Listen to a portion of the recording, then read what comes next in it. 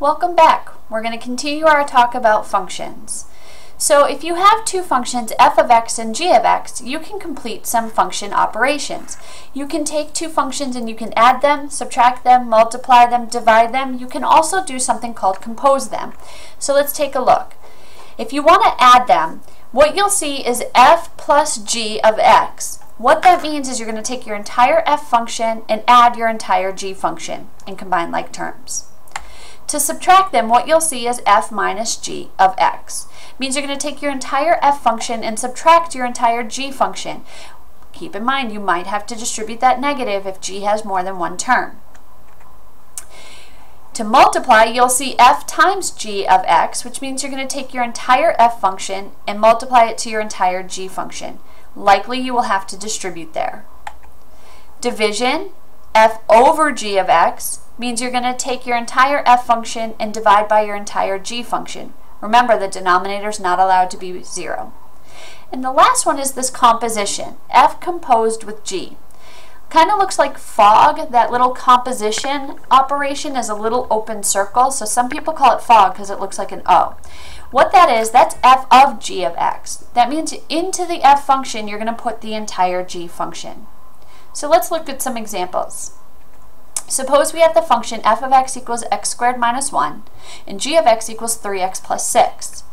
Let's take and add those two functions, f plus g of x. So remember, that means we're going to take our entire f function and add our entire g function.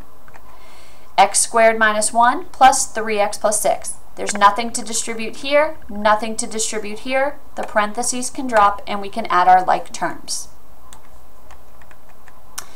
Now let's do g minus f of x. Notice g comes first, so this means you're going to take your entire g function and subtract off your entire f function. So the 3x plus 6 minus x squared minus 1. We're going to need to distribute that negative. So that becomes 3x squared plus 6 minus x squared minus a negative 1 becomes a plus 1. Combine your like terms, you get negative x squared plus 3x plus 7. Same two functions, let's multiply them. F times g of x means we'll take our entire f function and multiply our entire g function. We will need to distribute. Distribute the x squared, distribute the negative 1, and we have no like terms, so that's our final answer. Now we're going to do g over f of x, which means we're going to take our entire g function and divide it by our entire f function.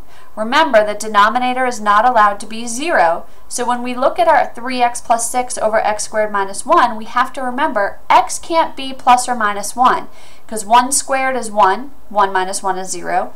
Negative squared, or negative 1, negative 1 squared is 1, minus 1 would give us 0. So we have to remember that x would not be allowed to be 1 or negative 1.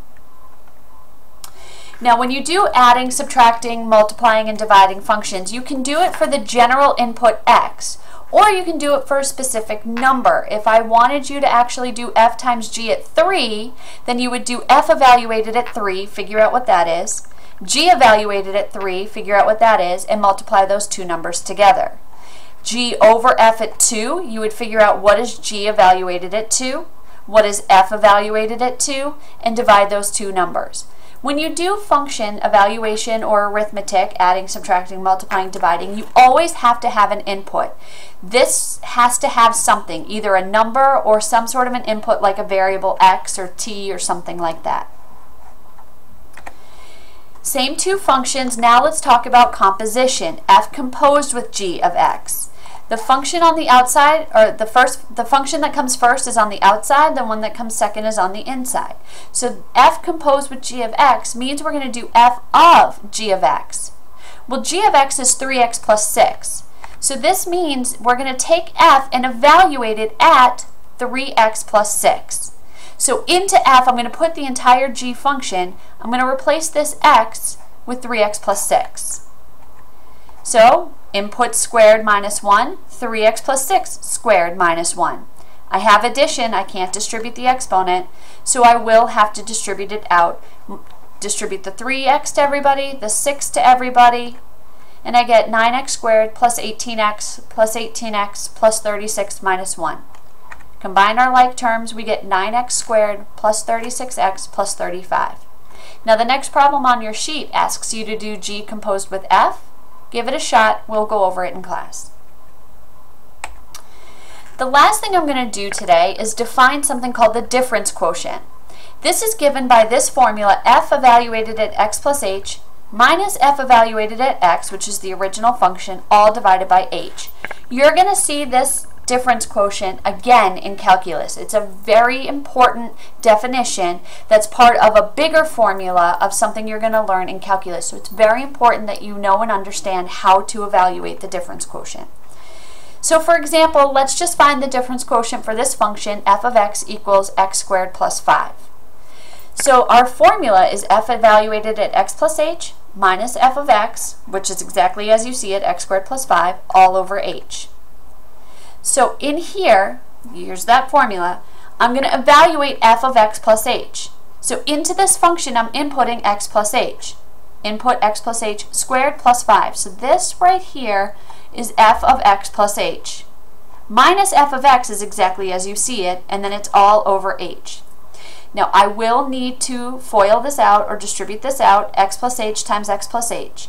And then here I will need to distribute my negative. So it's x plus h times x plus h, then I have a plus 5, and distribute that negative, I get a minus x squared and a minus 5, and it's still all over h. So now I need to distribute the x and distribute the h.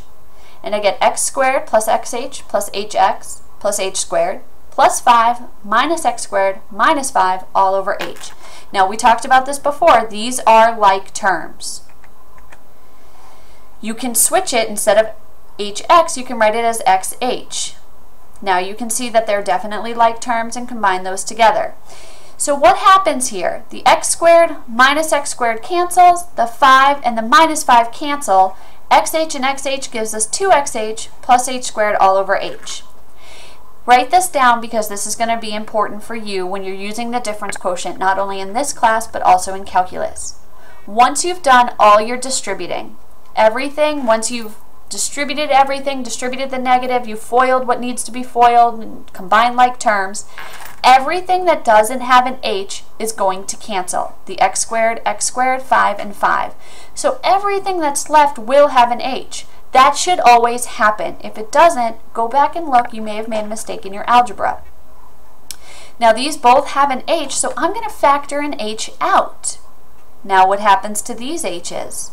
That's right, they cancel. So that big difference quotient for that function, x squared plus 5, just turns out to be 2x plus h. That's it for functions. See you in class.